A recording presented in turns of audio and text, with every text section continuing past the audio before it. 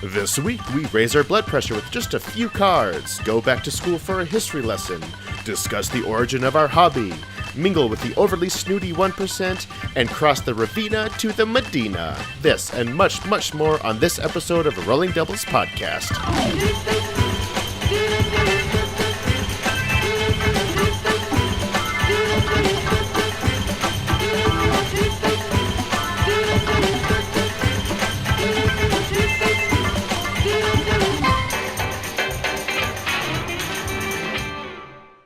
Welcome to Rolling Doubles, a podcast about two board game enthusiasts who have never met and roll the dice on friendship. I'm Jacob Daily Existential Crisis Russell. And I wear sunglasses indoors, Ryan Schneider. That's because that's how cool you are. So cool. Cool. Yeah, I'm way cooler than you.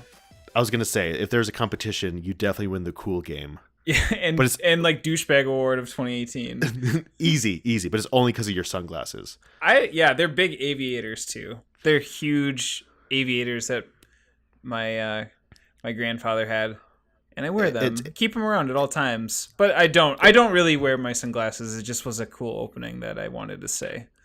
It sounds like you cool. Like finger gun point at people when you say hi. Do you do that? Hey, finger gun. No, but for some reason, it reminded me when at my wedding, when I walked out with my wife to the reception, I was wearing these sunglasses, which at the time I didn't have LASIK. So I had to take off my glasses. I put on these aviators, and I was completely blind. And I walked in to the reception as tag team wrestlers. So my wife and I were like tag team champions, and we had like The Rock's music playing, and I couldn't see a darn thing. And I we had these title belts that were around our waist and stuff like that, and we were like coming in like a wrestler's entrance. I have no idea why that just triggered in my head when you said that, as far as like the finger pointings. I think it was because like I felt like a wrestler, the finger pointings, like maybe what a wrestler does. In any case, that's where that whole, I think, kind of comes from. The definition of cool, really. Right. Absolutely. Right. Welcome, everyone. We are happy you're here for our third episode. Our third. That's really great. Dropping the deuce. I really, at this point, I'm just having fun doing this. I don't know who's listening to us quite yet, but it's just a lot of fun doing it. So we're just going to keep on doing it because it is fun. We have one review on iTunes. What? What does it say? It was 5 stars. Booyah. Thank you. Someone we probably already know. He left a very nice message. So feel free to also leave us similar messages. Perhaps 5 stars or 4 stars, whatever you feel like. Really, I'm just happy with any honest review on any platform of your choice. I think we're almost everywhere. Almost everywhere. I can't get Stitcher to work for some reason. That's fine. Yeah. I don't really care about Stitcher. I'm sure a lot of people use them. I don't know. Whatever. Let's talk about games. Yeah, let's do it. Okay, so a game that I've been playing recently, and it's one that I've had in my collection for a while and that's been out for a while. It's called Medina, and this is the second edition, and it's published by Stronghold Games, and it's designed by Stefan Dora. Now, this game is it's basically a push your luck game, but everyone is trying to build together a Medina, and I meant to look up what the definition of a Medina was. We did when we were playing the game, but it's like a gathering. Oh, I'm not even going to say because I'm just going to sound stupid. But ultimately, we're building this town, okay? And I already sound stupid, and that's okay. So I'm building this town with 3 other people, and we're all working together and building these actual structures. Now, this game looks beautiful. It has amazing table presence where the pieces that you're putting out onto the board are actually big, chunky wooden pieces that represent palaces and rooftops and people walking around the town and stables and walls. And so what you're doing is, on your turn, all you do is you place 2 pieces, and they can be any of the pieces that you have hidden behind like a little hut in your play area. And these pieces that you're putting out, like I said, are palaces and walls. But what you're going to do is there are 4 colors of buildings, and everyone has equal amounts of colors or of building pieces of each color. And you're going to claim these buildings with your rooftops. So there's up to 4 players. Each player is their own color. And once you put a rooftop on a building, that is yours. No one else can build on it and essentially you can't either except one piece with a stable. But what you're trying to do is get the most points, and points are awarded through palace tiles or palace pieces, other pieces that are connected to your buildings. And so it's really push your luck, because what you're doing is you'll be adding to these buildings and you'll say, okay, I think this can go around the table one more time before it gets back to me, before I claim it. But what ultimately happens is that if you build it, other people are going to build it and they're going to try and claim it as well. So it starts out with just a blank board with just a couple pieces on it. And by the end, it's like the sprawling metropolis of a city, and it just looks beautiful, and it's actually pretty tense. This game it's great to bring out with people who aren't really into board games. It's a great entry level game because it just has this great tension in it, and there's a lot of excitement actually when people can actually see the joy or the production value that can come in a game. Now, I never saw the first version of this. I don't know what the original actually looked like, but this second version from Stronghold Games, man, it's just great. Is this a game that you've seen before? I've heard of it. I've never seen it before. I'm trying to think. I'm like looking at I'm looking at the box art right now. I've never seen this game before, actually. Never. I've heard of it, just never seen it. Yeah. This looks like Santorini on drugs, or like on steroids. Like the board layout and everything. I love Santorini, and looking at the board state on this, it's like a grid, and you're putting all the different buildings that you were stating. Man, yeah, this looks like a way more intense version of Santorini. But I do wonder what came out first, Santorini or Medina. Because I know they're both for sure Medina. Okay. I think I got Medina like I want to say 2014. And I think Santorini came out maybe the next year or the year after that. I don't remember. Yeah. But like the first edition, I don't know when the first edition came out. This is the Stronghold edition, which is more recent. Honestly, I don't even know it's available right now. I don't know. But yeah, it does look great. Santorini also looks great. Two very different games. Actually, not really, now that you say that, because you both take two actions, and instead of and they're both putting things out. You know what? There's a lot of parallels to Santorini. That's really interesting. I never thought about that. The connections are being made. Holy crap! Yeah. There's yeah. no.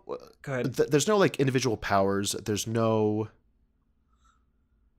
I don't know what else makes it different. Well, there's like so what it looks like is that Santorini has the different levels. You have the base, you have the mid tower, and then you have like the top tower and then the cap. So that's like 4 levels. In this case, it looks like what's happening is you just have like the different pieces that go up, and it's definitely not as like structured. They're not towers. They definitely seem like buildings here in this instance. And honestly, the houses look a tiny bit uninspired with the wood bits. It looks a little I don't know.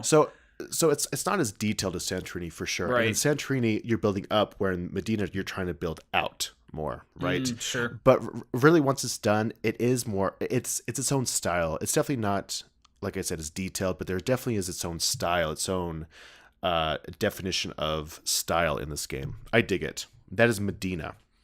So what drew you to Medina? Was it the setting? Was it the type of game it was? I mean, this isn't a game that I'd be drawn to. Even now, making the correlation of like, oh, it's kind of like a wood placing game, and you're building or you're not building towers, but you're building buildings, you're building out, et cetera, et cetera. You're trying to cap it. It's not appealing to me. It's not really working for me. What drew you to this game? That's interesting. That's an excellent question. Back then, and even now, I think it was just that idea of big chunky wood pieces, building this town together with other players. And honestly, I think I would pick this game over Santorini. I love Santorini. That's a fantastic game. It's on my shelf. That is primarily a 2-player game. I know it can be played with more, but it's basically just a 2-player game. And Medina can be played with 4, and it's just fantastic with 4. So it's both the pieces and that idea of pushing your luck and building something together is what drew me to it. Gotcha. That's cool. I dig it. Yeah, it's fun. Did you hear about it from somebody, or was it just something through seeing it on the shelf, just doing your research that you're just like, oh, this looks like a cool game that I want to pick up? No, I think when I got it, I think it was making the rounds on media, like through podcasts and I was really obsessed with the Dice Tower back then, and I Mm. think it was on there at some point. So that's where I learned about a lot of my games when I started the hobby was just from podcasts and YouTube videos. I've never been one to just head to the store and look at games and then make a decision based on what I'm looking at Hmm. without actually like doing my research online. I I don't know if people do that. I'm sure people do that. I feel like I need to make a more informed decision than what's on the back of the box. Oh, I'm such an impulse buyer. Are you? I'm I such an oh impulse buyer. Like, it's if a game looks interesting to me, it doesn't take long for me to be like, "Yep, it's mine," and then I go like, yes, I would say so. It's gotten better in recent months, but I know for sure that there'll be times where I'm at one of my local stores and there's like the new release table, and I'm just hmm like, I'll pick up something if I really interesting. want it. Okay, Really want it, yeah. so you'll go to the game store without having a plan on what you're expecting to purchase Right. Yep. I just go and for board peruse. games. Yeah. Interesting. Yeah. So I go not expecting to buy a game. I just like to, well, one, just be there and look at what's there. But I don't think I've actually just bought one without knowing something beforehand. That's interesting. So has that backfired at all? Oh yeah. Oh yeah. It's definitely backfired a few times. I picked up so one instance is a game called Delve. Have you heard of Delve before? No. Delve is a tile laying game that was like akin to Carcassonne, but in a dungeon. So it had like that's kind of what sold me, right? It's like I love Carcassonne, I love dungeons. You're telling me that someone combined the two and put it together? Sweet. Sat on my shelf, and when I did a purge, it was just like I looked at everything in the box, and there was so much stuff in it, and I was like, and I think I got rid of it. Or I'm it's sure like, you've had wins too, right? oh yeah, I definitely had Okay. wins as well. Now I can't tell you what those those wins are, but I've had wins. I have not prepared. This is all off the cuff.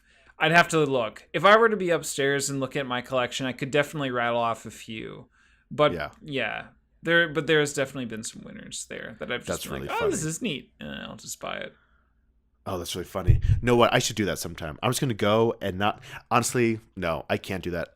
There's no good store by me that has a lot of selection. They'll have some board games, but they're primarily Magic and miniature stores. There's not one that's like focused primarily on board games. Oh, dude, Unfortunately, Utah, you gotta pick your game up no. Here's the early. thing. Here's the thing. In Utah, I think like board gaming is one of the biggest hobbies here. Like I should go find facts to back that up, but it is a popular hobby. I just don't know if someone has really captured that.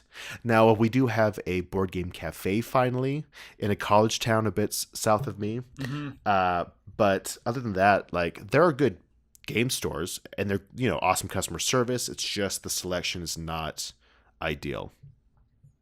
Remember when we were talking about Medina? Oh, I think that's a game I've played, right? Yeah. Do you want Medina to do you want to talk by about Stronghold Medina? Games. Right? Yes, Medina Yeah, Stronghold sure. Games. What is your gonna go? What have you been playing? Uh, I have a really neat little card game to talk to you about. Um, so I'll get into this a little bit later, but was it 2 weeks ago? A week or two ago, I was at Origins game fair out in Columbus, Ohio, and I was introduced to a game called High Society. Now, some of you might be out there thinking, "Oh, High Society has been out there and has been reprinted so many times," and that it has. However, this is the first time I ever played this game. High Society is Reiner Knizia card game. It was illustrated by, I was gonna say, let me click into my notes. Medusa. I was gonna say like Dollface, and I was like, no, it's Medusa Dollmaker, who is the illustrator of this very Art Nouveau style. The art is excellent, by the way, which we'll talk about in a little bit. And the publisher is Osprey Games. So in High Society, you have like this deck of cards. I think it's like 15 like huge oversized cards, which the sleever in me was a little bit angry because a lot of the sleeves that I can purchase in stores don't support that type of Mm-hmm. large oversized card. Whatever. Mm-hmm. I mean, it's just a little thing, but hey, I would love to sleeve this game. I see it getting a lot of play. But what's happening is you have this deck of 15 oversized cards, and then you have bidding cards that can go up to 5 players. And what's happening is you're essentially bidding on good cards that'll give you points, which are 1 through 10. And then you have like disgrace cards or bad cards, which means you either have to remove a card that you've scored, you have to take half your total score times like, 0.5 or basically half your score. And there's another one too that I forget. But there's like 3 different bad things that can happen to you that you don't want to have happen to you. Oh, -5 points. Yeah, so like you can take -5 points. So this deck is in the middle of the table. Everyone has the same amount of money cards in their hand, which is francs. So you have like 1,000, 2,000, 4,000, 8,000. I think there's maybe 6,000 francs card in there. But what you're doing is a card is flipped over. Maybe it's 1 through 10. Maybe it's a good card. Maybe it's a bad card. And it goes around the table and everybody just starts bidding, right? Like say, okay, it's like a 5 card that flips up. So everyone's like, okay, the first player is, I'm going to bid 4,000 francs or 4,000 bucks, whatever. And it just goes around the table until everyone passes. And then that player who won the bid, discards their money. Everybody else takes their money. And then play continues to flip over the next card. You'll start bidding, etc., etc. So for the bad cards, what ends up happening is that you're paying not to take the card. So what happens is that whoever folds first or whoever passes first actually takes the disgrace card or takes the bad card, and everyone else pays or discards their money so that they don't have to take the card. So you're like, okay, whatever. It's just like a really standard bidding game. What's so different about it? Well, what's different about High Society is that after there are 4 green cards in the game, green bordered cards, and as soon as the 4th one is flipped up and revealed, the game immediately ends. And afterwards, everybody counts up how much money they have left remaining. The person who has the least amount of money left in their hand automatically loses. You could have a kabillion points in front of you. You could have all the points, but if you have the least amount of money with everybody else at the table, you lose. So it's kind of a game where you're playing for second place, right? So you're having to kind of bid enough so that you can get the cards and the point cards that you want, but you also don't want to bid too much so that you aren't left as the player that has the least amount of money in their hands. So it becomes like who can kind of like wheel and deal the best, right? Who can do that? And I found myself really spitting with this card game. And bidding games are fun too. Bidding games where you can kind of get into these wars and being like, wow, you really want to pay that much for this card, and kind of freak them out or do something. It's a lot of fun. And so High Society, I know it's a reprint, but I truly recommend giving this game a shot. Also, the art as well, done by Medusa Dollmaker, so good. The Art Nouveau style, for all the different kind of ritzy high life or high society styles that are kind of flipped over in each card, are really well done. And there's a game out there by Atlas called Curse Court that has the same type of Art Nouveau style, but I don't think they did it as well as what High Society did. If you ever have the opportunity, like Curse Court, which is also a really, like, it's like a briefly, Curse Court is like a mixture between Texas Hold'em and craps. Actually, if you haven't played it, I played it at Origins too. I played a full game. It was actually a lot of fun. Or played a few rounds. I look at Curse Court and I'm like, it's so weird because like the logo versus what like this Art Nouveau, like high class like art doesn't mesh with me, and it like conflicts. Not that it like takes away from the gameplay at all, but I just think like the whole package that High Society wraps itself in is they did a great job. Just production values are really nice. Production values are really nice. I think that sells me on it. I love when people can just pare down mechanics to their core, and that's actually what draws me into this game as well. Where it's pretty accessible, right? Like it's really easy to just pick up and play with people. Yeah, I played it with my family. I'm not the best rules giver. I tried to do it and put myself in that position to learn and be better about it. Hmm. High Society, there was a few things that I bumbled on. For instance, I think the way that people took the disgrace cards, I think I confused a lot of people on. Mm. Um, but yeah, it's a game where you're just like, hey, you're bidding for this card. Like, when you win, you take the card and don't spend too much money, otherwise you lose. I mean, that's essentially the game, right? Right. Right. So What did you pay for this game? it was expensive. At the convention, I paid a bit over 20, and I know that through different online retailers, I think you can pick it up for like 10. So Okay. yeah, 10, Because 15. it's like what, 30 cards ish? 55, no, 55 cards in terms of all the different bidding cards that you can have, right? Oh, okay, okay, And then okay. you have I the see what you're saying. 15 oversized cards. So in Yeah. essence, you're over like you're around that 70 card mark at that point. Hmm. Um but Okay. yeah, All right. yeah, 10 20 bucks like wherever you can find it. Like I'd say pick it up, especially it's 3 Yeah. to 5 players. So, I've played it with 5 players each time, and I think that is like uh that's the best player count. I think when you just have everybody involved. There was definitely a game that was played when I was with Leader Games. We kind of split off into 2 groups and we played it, and I guess their game was 5 players, and it came down to the very last card, and it came down to just like thousands of dollars, like $1 or $2,000. Like it was a really close game. Oh my So gosh. that's a lot of fun. Yeah, a lot of fun. Oh, that's cool. And I love when games take that idea of don't want to be like the best. You want to be almost the best because it creates such great tension, which will actually come up in a future game that we will talk about. Ooh. That's High Society by Osprey Games and Ryder Knizia.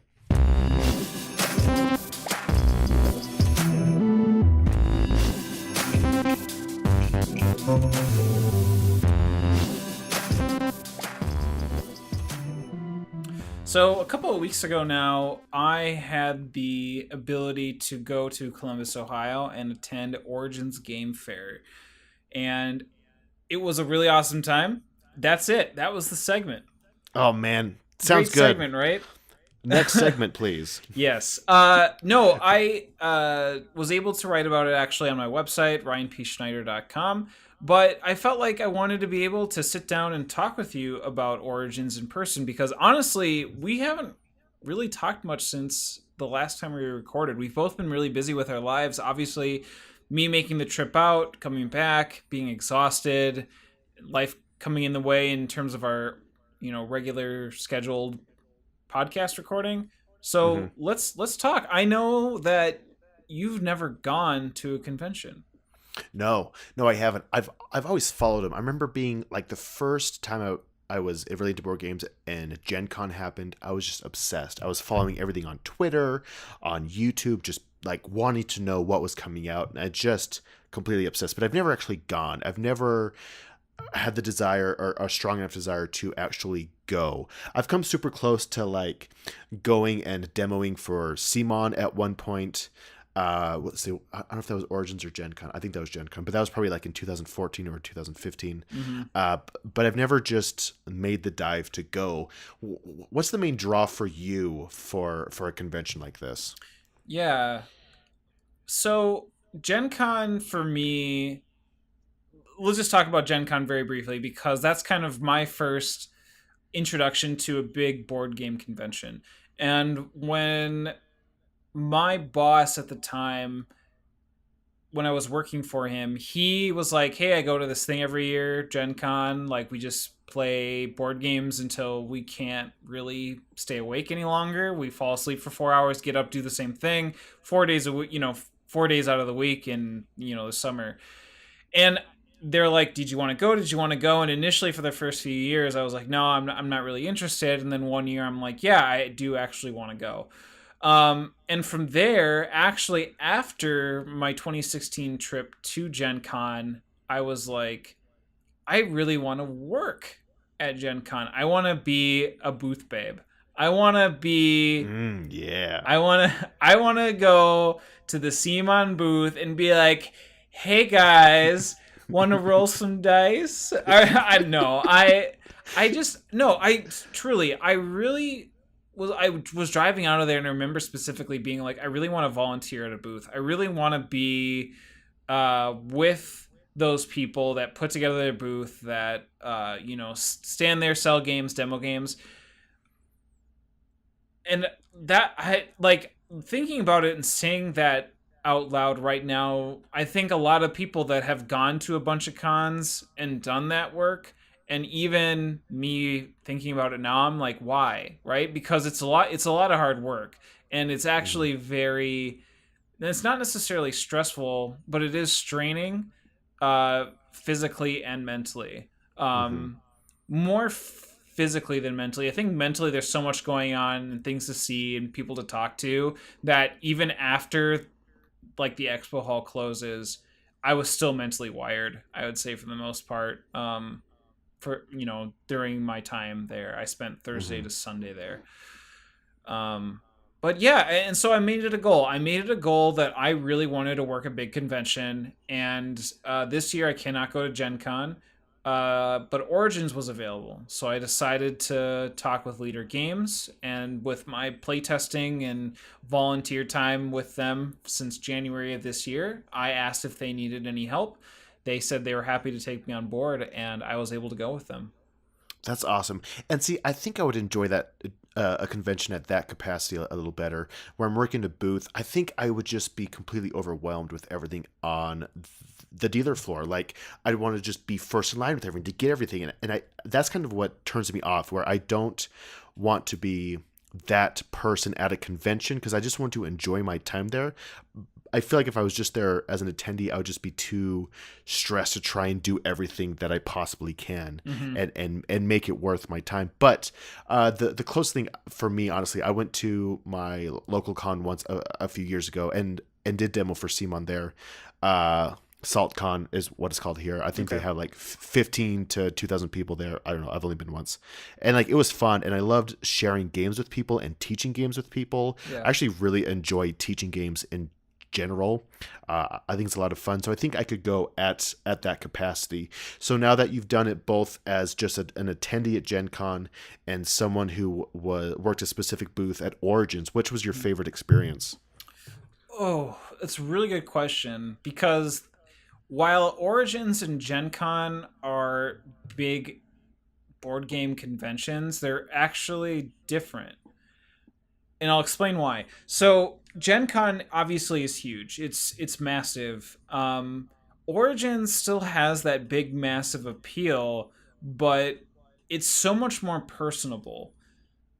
People kind of likened Origins to being able to see and meet, like, for the publishers and designers and illustrators and those team people to have like this really big get together to hang out. And someone said on Twitter that they saw it more as like not a place to play games, but it was more of like a, hey, let's go grab a beer and chat about shop versus playing games at Origins. Mm. Which one of the biggest complaints at Origins as well too, which I actually agree with, was that the lack of open gaming near the expo hall was a really Mm-hmm. big concern. Because if you if I can paint a word picture about how Origins is set up, they have the Greater Columbus Convention Center. And at the time, it was actually really weird. They didn't really have, I felt at the time, really good signs as far as where you were supposed to go. It was a kind of a maze to start off with, but whatever, we found our space.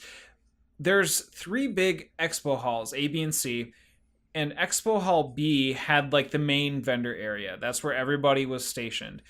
A and C had like it was almost like overflow, right? So like Simon was in C, Dice Tower was in A. You had like Atlas that had a booth in B, but also in A or whatever it was. I don't remember where. Either way, there was just like three big expo halls, and they were split. And then some of them ran tournaments. Like there was tables everywhere, but some of them were meant for demoing. Some of them were meant for tournaments. Some of them were meant for um, just private, right? There wasn't really a big place that says like open gaming here. While at Gen Con, there's just like, I think now the entirety of the Lucas Oil Stadium is open Mm. gaming. It's That's ridiculous. crazy. Yeah, it's ridiculous. So I would say that I would really only be able to answer that question is only if I were to have worked at Gen Con as a vendor. And I I think see. if I were to go to Gen Con as a vendor with Leader Games, I think it would be absolutely insane. The reason why that is, and again, I'm not promoted or paid for by Leader Games, but Root is coming out at Gen Con. Mm-hmm. And that game I think is going to sell bananas there. Personally, I really think that game is going to sell bananas. There Yeah. were plenty of people for Root at the Leader booth that people were so interested in. It's like not quite a war game, uh, and it's just like it's on that cusp of being a board game slash a war game. And I really think war games just have this different like section and category for me personally, right? Like they are Mm-hmm. very much I see them very strategic, very straightforward, very literal. And board games can tend to be a bit more thematic and whatever. I mean, it's not to say that isn't crossed over, but Root just has something that I think is going to be in hot demand for in Gen Con. And I just really think like if I were to go there and work there and, be a part of that chaos, like it would be cool, but at the same time I'd also be really bored that for like however many hours like I'd have to sit there and basically be the guy who like picks it up and then like bags it and someone else rings them up. Like how fun would that be? Mm-hmm. While I see. here at Origins it was very much like, oh, maybe I'm going to talk with people and they had questions about Vast and then they were like, well, let's talk about this expansion and then maybe sell them something and then demo Mysterious Manor at like a table. Like I was very much all over the place where I needed to see fit or actually run like full game demos at our booth as well too. So good question, Yeah. and it's a little bit there. I experienced both as an attendee and a volunteer, and I like them both a lot. Now it's time to reverse the roles. Yeah. Oh, yeah. you know? That's interesting. I think for me, I think Origins would be the one I'd want to go to first. I Oh, like that draw of just going there just to kind of hang out. I'm not one to play board games with people I don't know. yeah. I've never really had a good experience doing that. I've tried it a few times at game shops as I'm demoing games for people or something, but if I want to play board games, I want to play board games with my friends. And now, not to say I can't make new friends through board games, and maybe a con would change my opinion of that. I think just that idea of heading to Origins with not the goal to play a lot of games, but just to kind of see stuff and just kind of get that vibe from that, that sounds fascinating to me. Yeah, I think you kind of have to go to a convention with a group of people, honestly, Yeah. like with at least three other people. Oh, that's Because interesting. yeah, I don't get me wrong, you can certainly go to a convention and enjoy yourself and like you can sign up for different like ticketed events if you really just want something planned and you can go. Like I know that when I go to a convention I'm pretty much in expo hall like 80% of the time. Like Yeah. I can't get enough of the expo hall. I could lap the expo halls at Gen Con and at Origins like 20 times over just because I Hmm. just will go around. I have specific booths in mind.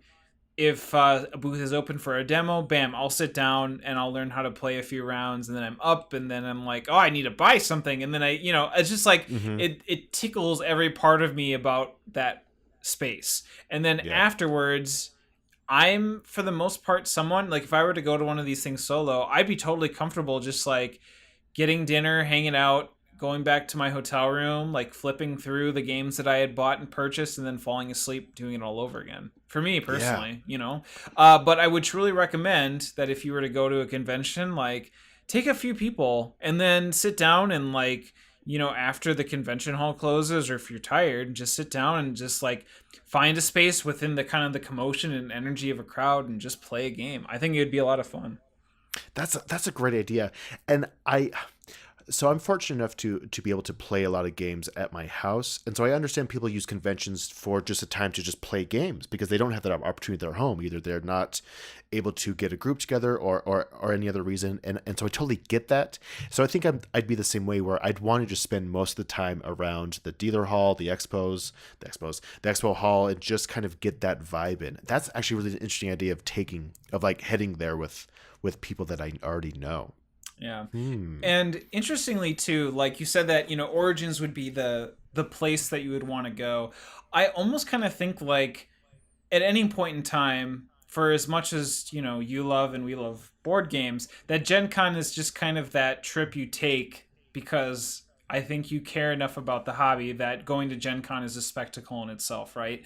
Yeah, And for yeah. me, being at Gen Con first made me really appreciate going to Origins and seeing how like the similarities and how much more enjoyable it was and how much like less stress and traffic there is for me personally. Not to say that you can't go to Origins and then go back, but I just know that I definitely came to Origins and appreciated immediately as soon as I walked into the demo hall, being like, yo, this is it. Like I actually have shoulder space. Like it was like, and don't get me wrong, like Gen Con definitely has places and things, but I mean, you every bit of room in Gen Con is Hmm. taken up on the expo floor, and it's itself like an experience to go through it all, as long as you don't have a fear of like lots of like crowded people. Then I don't know if Right, I can right. really recommend it, but I just think Origins just does a great job of nailing like that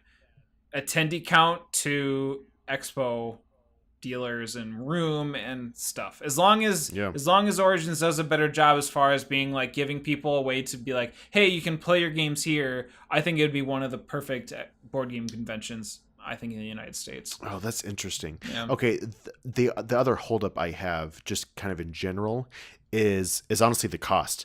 I could take that cost of travel and lodging, and then I could Yeah. also just put that into buying more games, and I Mm-hmm. could fall. And so I don't know. That's kind of the thing that's kept me back as well, right? I don't Yeah. know. Yeah, and so that's why when you see people going to Gen Con, people go with large groups because they end up splitting the cost of a hotel room, but then they're kind of like in clown car hotel rooms. Like Right. they'll put like 8 people in a room and people are sleeping on the floors and whatever. And people just do it because, again, a lot of the times they are just out there playing games until 4 in the morning, and then they'll sleep until 10 or even earlier because they're just Hmm. wired to do it that weekend, go back and do it all over again. And so Yeah. that's how you can kind of cut expenses that way.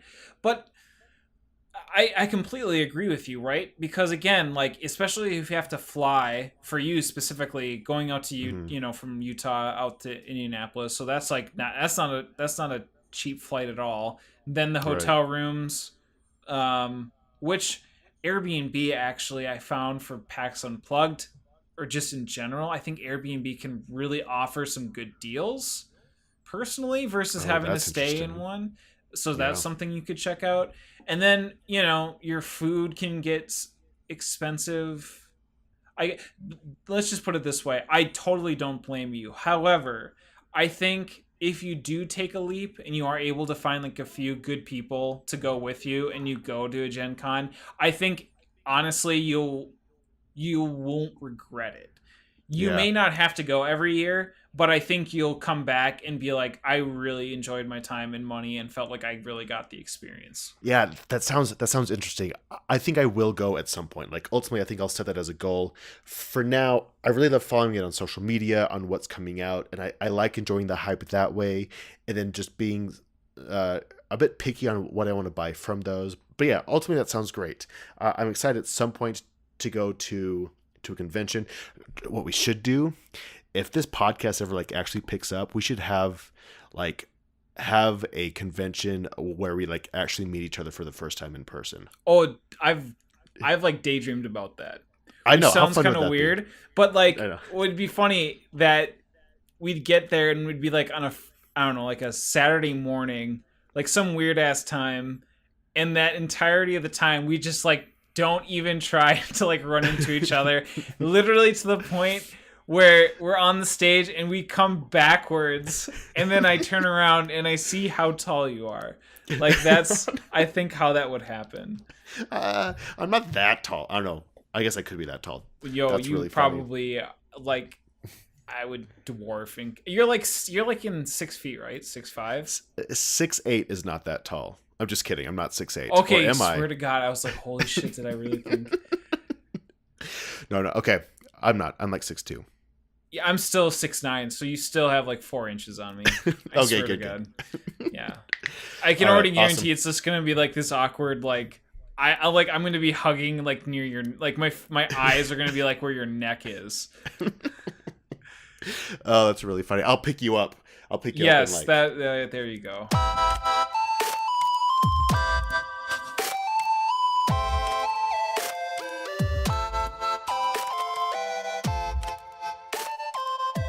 Recently, I've been really enjoying small card games. I don't know what it is. They're easy to pick up. They give a new experience in such a small package. One of those is The Fox in the Forest. This game is designed by Joshua Burgell. Artists are Jennifer L. Mayer and Keith Pishnery, and it's published currently by Renegade Game Studios and Foxtrot Games here in the States. And this game, okay, so this game was one of the first games that I got in kind of this mindset of small box games, small card games. And the thing that attracted me to this game was that it is a two-player trick-taking game. Now, I don't have a lot of history with trick-taking games like Hearts or Spades. I think Spades is one as well. But I understand the concept, and it sounded fun, and it sounded like a great game that my wife and I can get into because she loved playing Hearts as a kid. And so I picked up this game and we played it. And what this game is this game has three suits: bells, moons, and keys. And all you're doing is you will lead a lead a trick. Thank you. A trick, and you'll play a card, and then the other person will try and play a card. If they want to win that trick, they will play a higher card of that suit or of a trump suit, which will be just out on the table right by the discard and draw deck. Not a discard deck, just a draw deck. And what you're trying to do is the same thing we talked about in High Society, where you're not trying to take all of the trumps, not the trumps. Here's my I don't have a background in trick taking games, so all the terminology is just all over the place. But you don't want to take all the tricks. If you take 13 tricks, you get 0 points because you're greedy. But if you get like 7 to 9, then you get 6 points, which is the highest amount of points you can get from tricks. There are other ways to get points, but there are other things at this game that make this really interesting. All the odd numbered cards have special abilities to it. So 1, 3, 5, 7, and 9. They each do something to kind of twist the rules or to help you build a strategy and adapt to what your opponent is doing.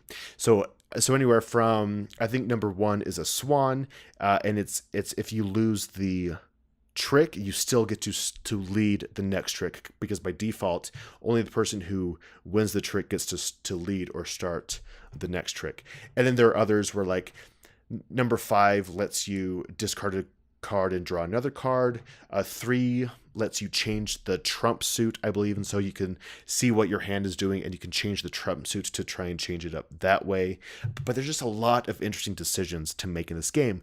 I was blown away by this game, and ultimately it comes down to tension and how much tension was built by just a few cards. Because my wife and I are there playing this game, and you're just trying to figure out what cards are in your opponent's hand and how you can manipulate your own hand into winning these tricks. Because if you only win 0 to 3, you also get 6 points, and if you win 7 to 9, you also get 6. But if you get anywhere between, it's only like 1 or 2 points, and if you get all of them, then it's or more than 9, it's 0 points. And so you're trying to find this balance, and it's first to 21 wins. But even just talking about this is giving me like positive stress. Like, I just want to play this game. I am undefeated as of now, which is unheard of between me and my wife. Ooh. But I know. Team your wife. I'll tell you said that. Yes. But this game just is fantastic. Now, you have had a chance to play this, right? Yeah, this last weekend I was able to play Fox in the Forest. So when I saw this in our agenda, I was really excited because I'm very much in the same camp that you are. Fox in the Forest is just a delightful two-player game. I as well do not have much experience with trick-taking games, but this was such a pleasure to play. It was so easy to play. It didn't take too long to be able to kind of understand what you needed to do, what strategies you needed to formulate, and what cards you kind of needed to, I guess, to put down and play in order to win. Fox in the Forest does really something interesting that I haven't felt in a game, in that I was mad when I won. Really? Why? Yeah. Well, okay, so let's just put it this way. I was not in entirety, right? I was mad when I won a trick because there was kind of at times these landslides where when I was picking up tricks and I was like, okay, I'm like, got 4 tricks, 5 tricks. I was like, I'm getting to that sweet spot. And then I'm realizing that my opponent is just throwing away his hand to push me over. And I Yeah. was like, when I would win a trick and I'd be at 8, I'm like, like I was looking at my hand and I was like, I'm gonna play. I have to play these high cards, and I know that he has low cards, and so when I knew he was pushing me in that direction, and every time I won a trick that kind of pushed me to that point of getting too much, it was like I really hate this, but hated it in a good way, right? Because that isn't a normal feeling to have, really. Normally is Mm-hmm. being able to win these different types of, it's literally just a high number. Win the high number or play a suit. Like that's really all you have to do, and how elegant and simple that is. But also you can't go too far. You can't be super greedy because then you don't get extra points at the end of the game.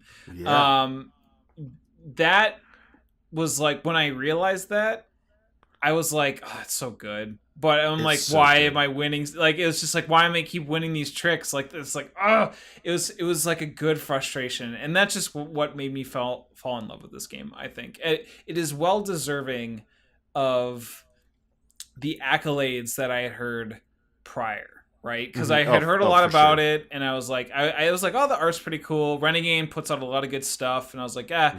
I just never really thought the chance to give it a shot until a friend of mine bought it. He loved playing it with his wife. He's like, "Hey, let's just play a bunch of card games this weekend," and that was one that came out. I was really interested in wanting to try it out, and literally that evening, I went and bought the game and some sleeves for it, and I hope to play it with my wife here relatively soon as well. Is she into trick taking games like this, or is this kind of a first for you guys? Trick taking, no, not specifically. I think we would just consider this just a straight up card game, Yeah. really. As far as her and what her, she'd be like, oh, she wouldn't be like, oh, this is a good trick taking game. I think she would definitely see it as a very cool and stylized card game, honestly. Mm-hmm. And Yeah. I think it's super easy to teach, and a lot of fun.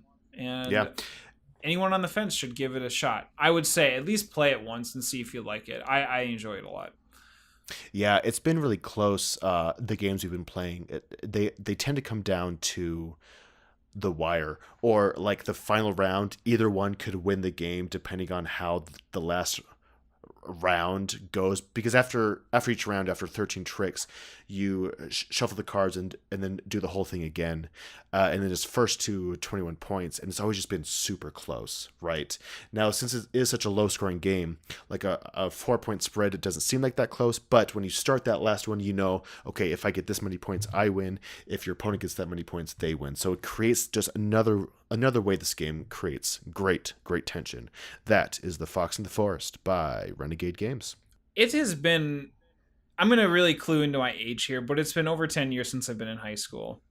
And in school, you got your subjects, you got your classes, you have to make it to third period, you have fourth period, then you got your lunch, and then you have, after lunch, history class. And you know what you learn about in history class? You learn about the world Like the history of the world. by Z Man Games. Oh wow. Yeah. History of the World. I think honestly, this is the 6th edition. This is a super old game. History Is of the it World. really? Yeah, I I had think no so. idea. Yeah, this was like an Avalon Hill game that was out for a while. It's jumped around actually for a couple of different publishers, and currently, right now, Z Man Games owns the rights and has published the most recent version. Again, History of the World designer by Gary Dickens. Steve and Phil Kendall actually did a lot of work on this as well. The artist, I will say that as for artists, BGG did not have any specific artists at the time I did this agenda. So I want to say that the art direction was done by a good friend of mine, Sam Shimoda. He did a wonderful job with the design and art of this game, and obviously the publisher is Z-Man Games. Okay, so History of the World. Here's the deal. Initially, I was not interested in this game. Like, it's cool that my friend Sam did it and everything like that. And I'm usually kind of interested in wanting to play his stuff that he's worked on. But History of the World did not grab me. It really looked like a game that was going to be pretty chunky, fiddly. They had what is like a 6 panel, 8 panel board. Like it was just this huge game, and I kind of like intimidated and turned off by it. But let me tell you something. We played a 3 player game this weekend of History of the World, and I have changed my mind completely. And Mm. in fact, my my take on how the game would play in terms of how difficult it would be, just in terms of my initial vibe of the game, was actually the complete opposite. It is one of the most, I think, easiest and streamlined games in terms of, I think, like area control in terms of like the world that I've played. So Mm. here's how the game plays. So the History of the World starts off where you have like this drafting phase. And in this drafting phase, what you do is you have different civilization cards. And then you also have these event cards. And what you do is the first player takes a look at the civilization cards and picks one. So that's essentially where your civilization is going to start their rise and spread their control across wherever they are adjacent to where you start. There are also some little things as far as like different abilities that that civilization might have. But for example, like let's just say like the Romans, right? The Romans are known for just having this massive army. So when you pick the card for the Romans, you start off with like 15 meeple dudes or 15 globe dudes that you can basically choose and spread around as you wish, which is very much appropriate for the Romans because they were very much a civilization that was powerful and was overtaking pretty much all of Europe, all of that whole continent over at that time in civilization. But then there are also event cards that you can do that net you bonuses and stuff like that. And so you do this drafting order thing, and then you play. You play your country, you put your pawns down, and then you start spreading your control. Um, what happens is that each part of the United States, or at that time, how it's laid out, it was actually a very much more earlier time with how the world was at that point. Is so like North America and South America aren't as we see it today. It's actually a lot different.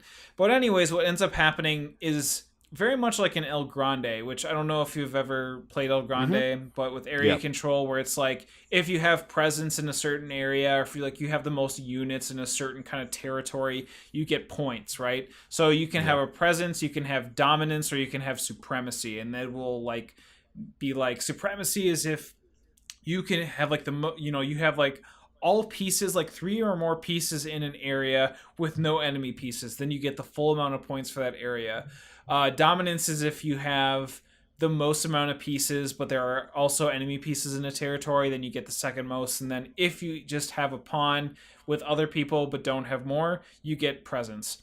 So what this game ends up becoming is this game where at the very start you have like this very basic civilization, right? So it is kind of playing out as the history of the world, but you are choosing how this civilization spreads. And it's once you get done kind of spreading kind of like your terror, or you're spreading your armies then go into decline. So basically everyone's like, yeah, they like just spreading around, and then everyone gets tired and they just lay down on the table. And then you do scoring, and then it's the next player's turn, where basically you have this uprising of a civilization. Everyone goes arg, and then they start running into each other, and then they all start to go into decline, and you do scoring. And that's how the game plays out. Honestly, all you're doing is you're picking this card about what type of, civilization you want. Spread your love, anger, hate, whatever, and then everyone gets tired, falls down, and then you repeat it over a series of 5 epics. Um, Fighting, right? Fighting is interesting and is actually one of the biggest con in the game. It's like it's not my favorite part of the game, but it's also very elegant and streamlined. So it's dice rolling combat. Mm-hmm. So if you are trying to move into a space that has an enemy's pawn in it, you roll 2 dice. your defender or the defender rolls a single dice. When you roll, whoever has the highest value wins. Now, as the attacker, it's not those two dice combined; it's the highest of the two. Mm, So okay. that's all. That's all it is. It's all it is. And if, say, for instance, you are trying to invade an area that has mountains or a forest, they can add +1 to their die roll. So, like for instance, if your defender rolls a 3 and they owned a territory that was like a forest, it would be a 4. So you would have to roll your dice to have it be more than 4. It'd have to be a 5 or 6. Now, if you roll a tie, then both of you basically smash into each other and you both are left the board, right? Hmm. And again, you play over this with 5 epics, and I'm just like, I'm playing this, and it wasn't until like the second or third epic where I was like, oh my god, like I finally understand like how this is all playing out, and really seeing this, the name of history of the world playing itself out in front of me, and I was extremely impressed by it. I think That's it's like it's like, what did we say at the end of that game? It was like what Risk should have been, like oh, that's a little interesting. bit, right? Because it has a very Risk like feel. Um, but it's like it's just so simple, but there's a lot of good choices as far as like how, like, do you want to, like, because a lot of it starts in Europe, right? A lot of it starts Hmm. in Europe, and you can basically sit there and kind of fight each other for Europe, or you can tend to move out east, or you can tend to move north or west and start getting like those Americas, or you can start moving out into Russia and Japan. And as the epics move along, the point tiles that you put out per continent or territory will grow or reduce, right? So when you get into the fifth epic, you start realizing that Russia has grown into a huge territory and that Europe has kind of fallen a little bit. Same with the Americas, right?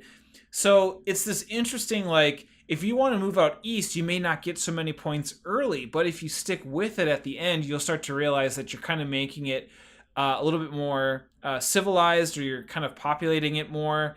And it's just really interesting mechanic, and as far as like how the game kind of sees itself, like, you know, which parts get more fruitful and which parts kind of start to decline. So it sounds like it has elements of a ton of different games, or if it's been around for that long, like it's inspired other games. Like Small World has that idea of Yeah, small world. decline, Yep, small right? world. Yep, I heard elements of, like you said, El Grande, yep. almost elements of Twilight Struggle. Mm-hmm. I'm not sure if you've ever played that, Oh, I but where you attempted to play Twilight oh Struggle. you did, Oh, so but many it's the idea times. Yeah. of like control and dominance, and you get points according to that. Yeah. Uh, yeah, that's really interesting. So about how long has the game taken you? I think our learning game took about 3 hours. We also stopped and got lunch. So I would say it was like maybe 2.5, 3 hours for our first game. So it was probably around like 45 minutes to an hour per player, which isn't bad. And it's really weird too, because when you think about it, with what you're doing, it feels like it shouldn't even be that long. It Interesting. doesn't. It's hmm. Yeah, like just even reflecting upon it, like I those 2.5, 3 hours flew by. Really, Was it easy to learn? yeah, extremely Okay, easy to learn. I love that. Okay, Yeah, yeah, extremely that's cool. impressed. Extremely impressed with history of the world, which I heard earlier versions. Now I can't. I can only say what has been said to me, but like, so the plastic miniatures are like these globe standees, these plastic globe standees, Hmm. and there is no like it is a singular unit. There isn't like different models, right? I've heard previous versions had like different types of so like for instance, when you play your first epic, they would have plastic miniatures for like cavemen, and then the Hmm. second epic would be the advancement of those cavemen, right? Mm, So I it's like a see. very Yeah. much like Empire Earth slash Age of Empires, as you're kind of going through the whole, I guess, phase or the whole history of the world. You're having all these different plastic miniatures kind of be like these, you know, who you played beforehand, and then maybe you're like you have these bow and arrow men versus the cavemen, and so it's just like, well, the cavemen stand no chance against Right, those right. guys. Like that to me is pretty cool, but that also seems to be pretty fiddly. So I know that when History of the World got into Z-Man Games' hands, they really wanted to cut down the length of the game because it was also much more longer than what we played. I would say there was like a sixth or seventh epic that was also added, Mm. and just making the pieces singular, like they aren't any from certain age, they are just straight up dudes that can Right. fall down. That's awesome. It sounds like it's been good refinement. Then I'm gonna check that out. What does a game like this cost? I want to say it's like you're between 40 and $60. I mean, Okay, yeah, go to that's if understandable. yeah, go to a store. I think you'd probably be able to pick it up for 50, 60. I bet you could probably find it somewhere else online for less, obviously. Yeah, Although I do wonder with Z-Man, the whole Asmodee thing, whether they do right. That's institute true. that kind of like pricing thing. But Hmm. yeah, I would say like if you see it in the store, don't be intimidated by it as I was. I would say it's definitely a really fun territory area control game that really has good theme in terms of making your own history of the world. Oh, that's awesome. Yeah. That's awesome. That's History of the World by Z-Man Games.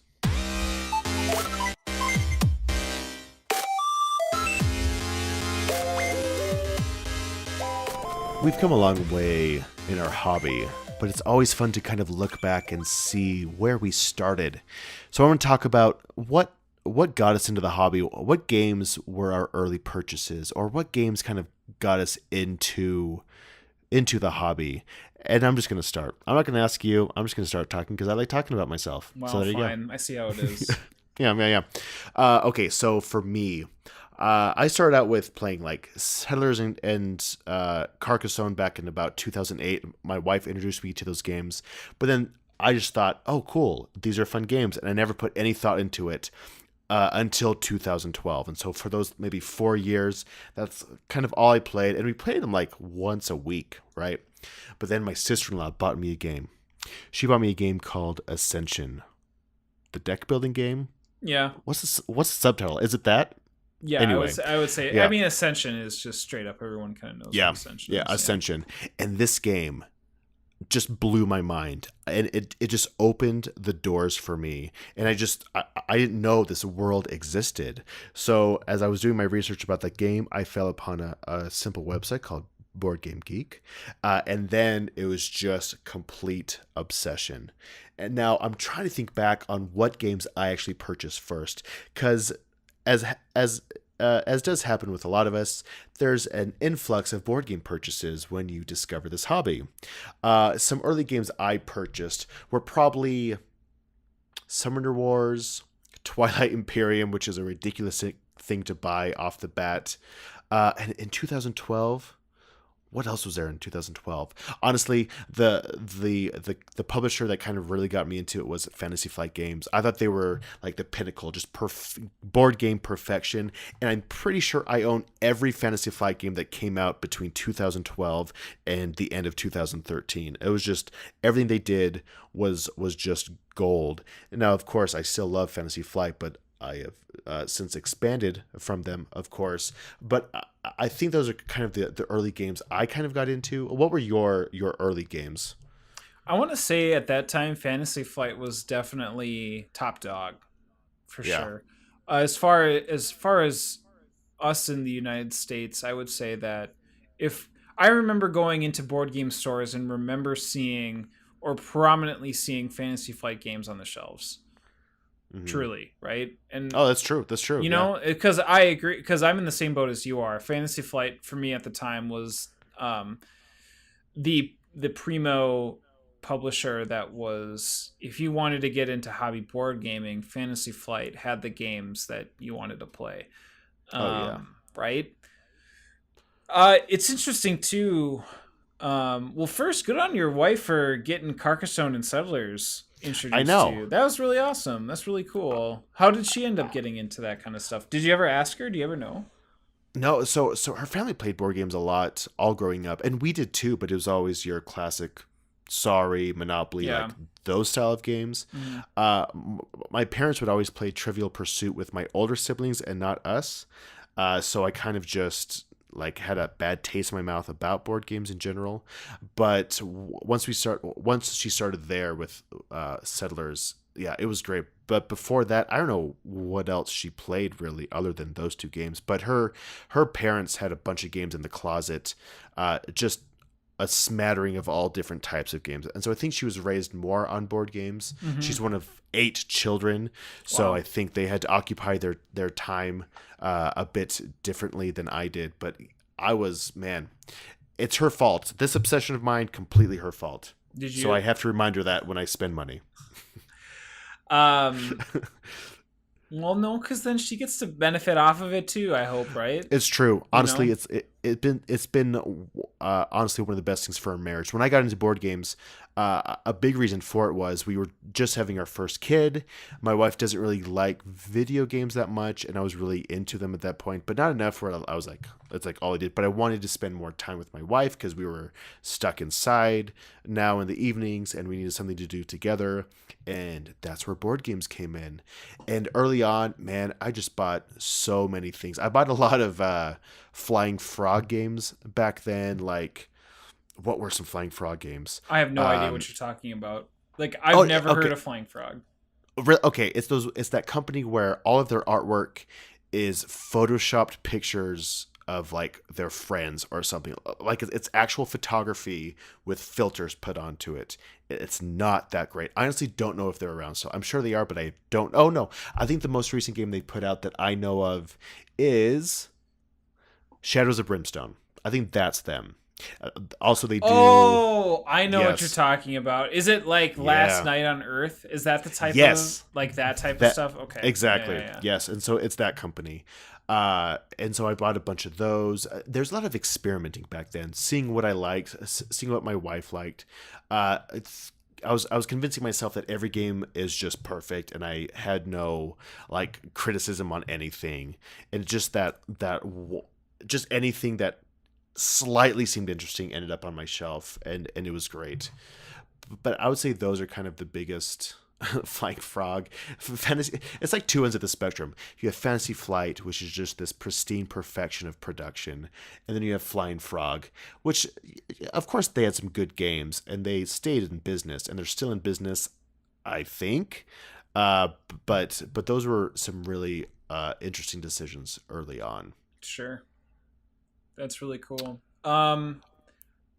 I Uh, yeah, for me, I think we might have talked about this in an earlier episode, but if not, I'll just quickly summarize that I had a supervisor that I worked for at the time that invited me over to different game nights, and we were able to get through a bunch of really cool games that I hadn't heard of. And to be quite honest, I even am struggling to remember the types of games that we played because they definitely weren't games that I've been seeing recently. There was one, mhm. I want to say, was it Evolution? No. There was one game we were like mashing DNA, and this isn't like Dinosaur Island, but it was this really unique. I don't remember why it's. I vaguely remember the idea and concept. Like I feel it more than I can visualize. And if Mhm. I saw it out on a table, I'd probably be able to point it out. It was a very interesting game that I actually didn't really care for when I played it. But anyway, it doesn't matter because yeah, for me, Fantasy Flight was kind of that publisher that I looked towards because the H.P. Lovecraft, the Arkham Horrors, the Eldritch Mm. Horrors, the Elder Oh yeah. Signs. Arkham Horror was a very early purchase. In fact, you know what? I think I remember one of the first big hobby board game purchases that I bought, and that was Doom the board game. Oh, the like original Doom the board game, the big coffin Original. box. Yeah. Actually, it is not a coffin box. I'm thinking more like Twilight Imperium would be, more of the Hmm. coffin box style. This was definitely big box. We're talking like Descent level big box. Yes. Okay. Yes. Yes. Yes. Which also, by the way, too, congrats on purchasing. I am imagining it's Twilight Third Edition that you purchased, right? It was third edition, Okay, and cool. it was completely overwhelming. Yes, yeah, I remember that, and I remember seeing StarCraft and World of Warcraft board Yes. games at the stores. Do you remember those games? Oh, totally. I Yeah, was this close to buying both of those. Like it just because they were big. Anything big totally caught my eye. yeah. I was just like, oh, that is impressive. I would love to do. I would love to play whatever is in that box. And actually, I remember early on, there were a couple games that kind of opened my eyes to mechanisms. Hmm. I think one of the earliest games I spent a lot of money on was Agricola or Puerto Rico. I don't remember which Mm, one, but I spent like $70 on one of those, and I don't. It was before I knew that I could get them cheaper somewhere else. right. But I think I want to say that was I want Puerto to. Rico. Really, I was gonna say Agricola. I I know know that seems really Agricola expensive. isn't cheap because isn't Caverna the Agricola sequel? Yeah. So It has the to be Agricola. I I'm feel I'm sure it like. was because back then it was up to 7 players for Agricola. I think now it's 4, and then you can buy an extension. But back then, I think you could play 7 out of the box. Oh, I really? think you're right. Yeah. Mm. So I get this game, and my wife is like 9 months pregnant. I think, oh, no, here's the story. Here's the story for you.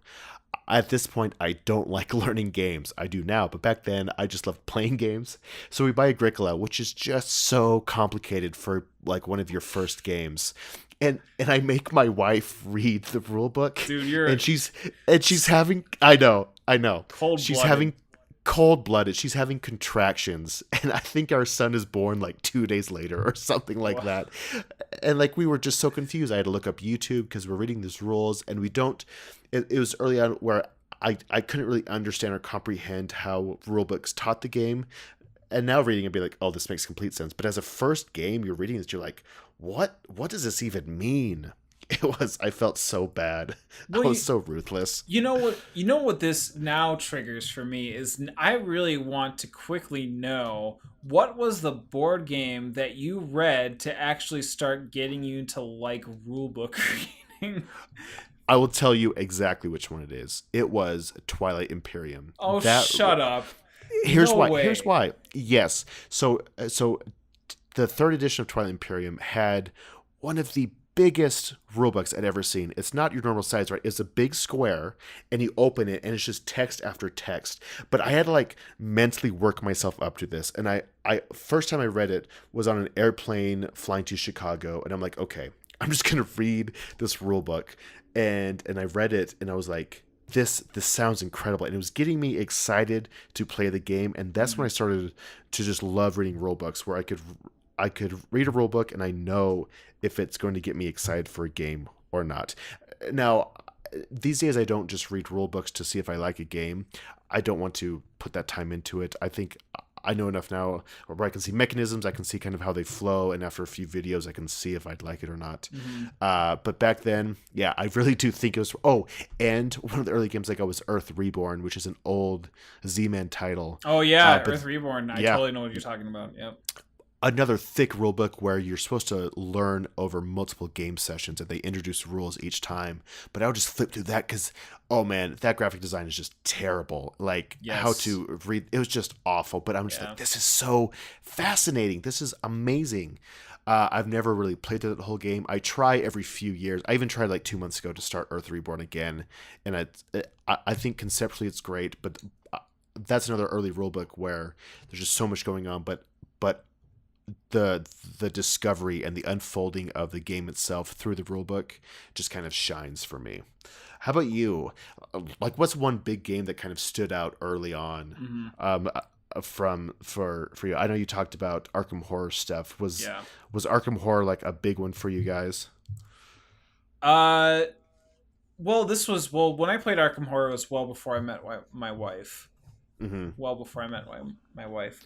Um, and Arkham Horror was taught to me. There was no way at that time.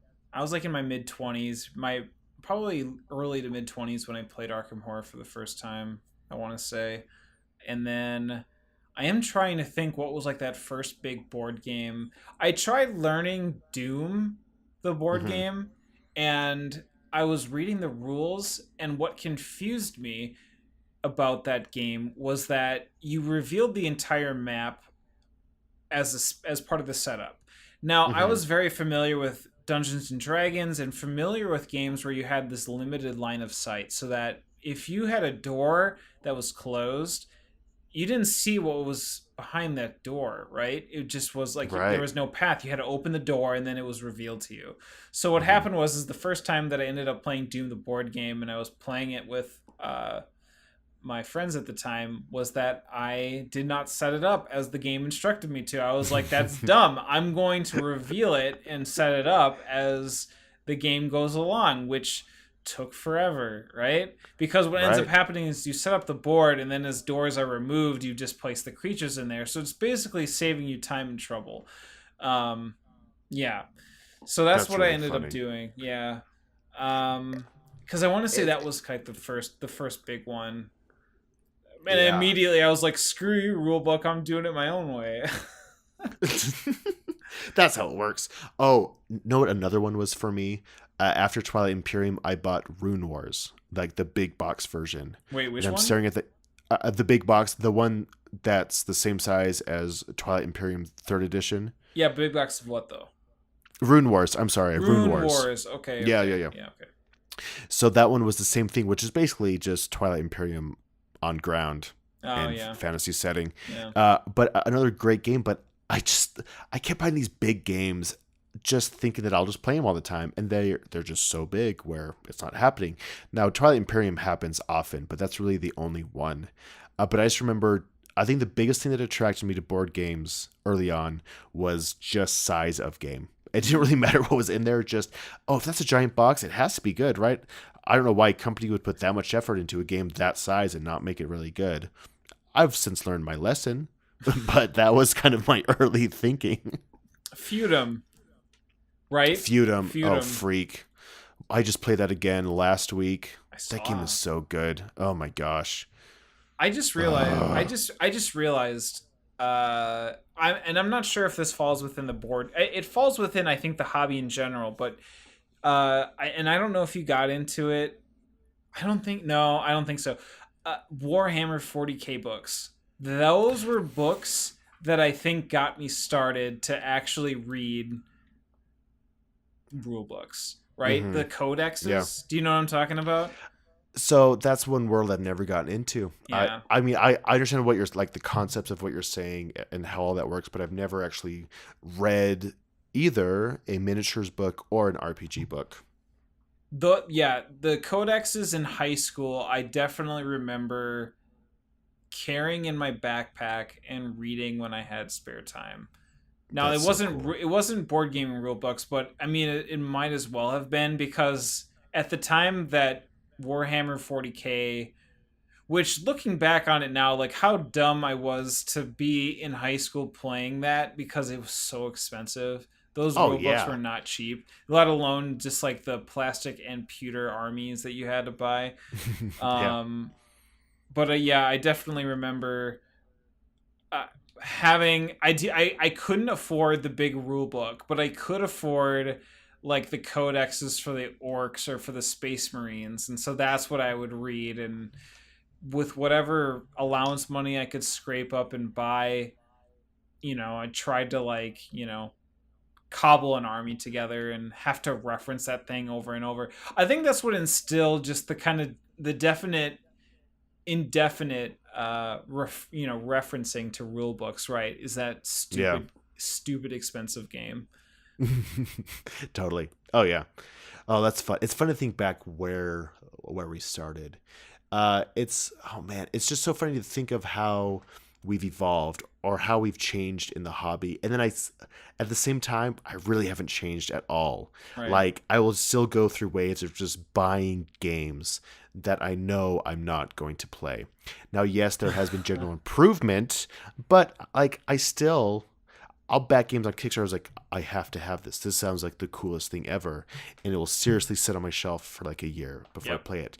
Me Now, too. I think my percentage is way down. I think there's only like maybe 2 games on my shelf that I haven't played yet, but the majority of them I've only played maybe once or twice, right? And that's one thing I'm trying to do better, like intentionally making plans to get games played.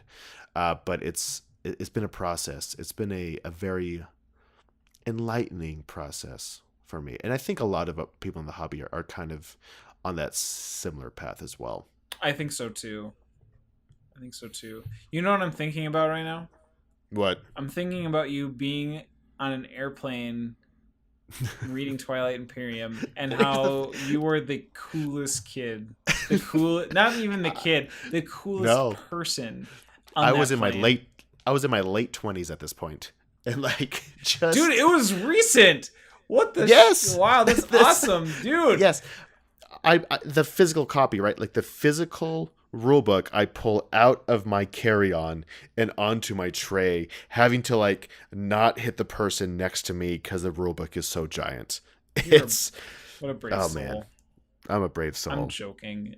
It's totally cool to just Uh, bring out third edition Twilight Imperium rulebooks on airplanes.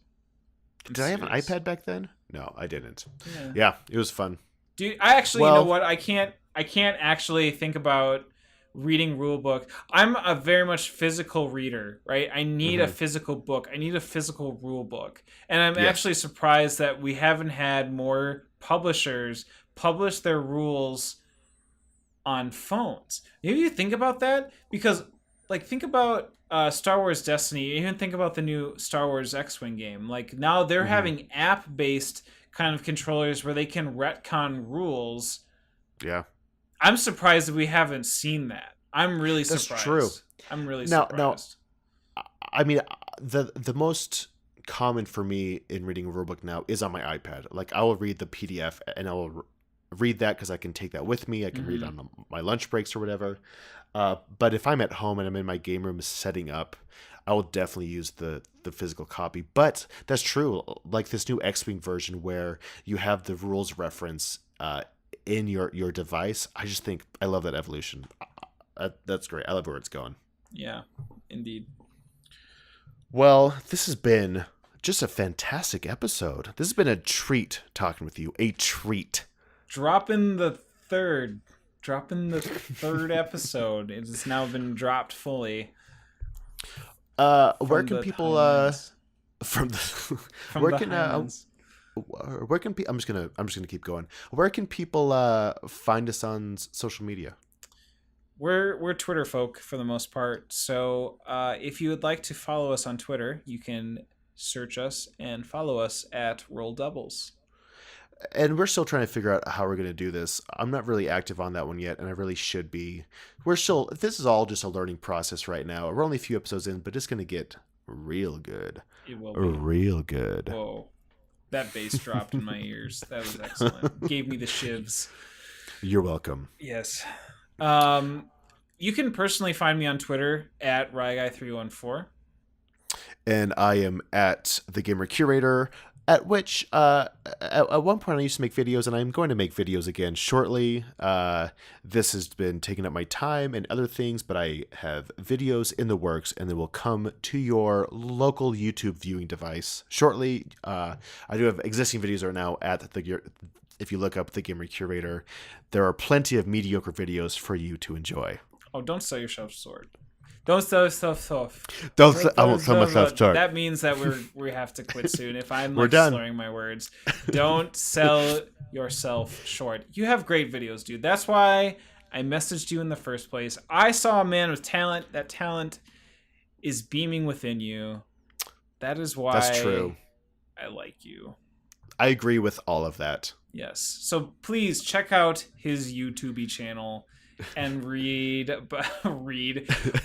videos about Fallout 4, or you did one for Feudum. You did one. I did one for Feudum. Yeah. Oh, my first one I did for Lords of Hellas, and it was terrible, but it got the most views, and I don't know why, but it's great. You had Anyway, great intros. it was fun. Good night, everyone. Good night. Good night, or Good good night. day. Thanks so much for listening.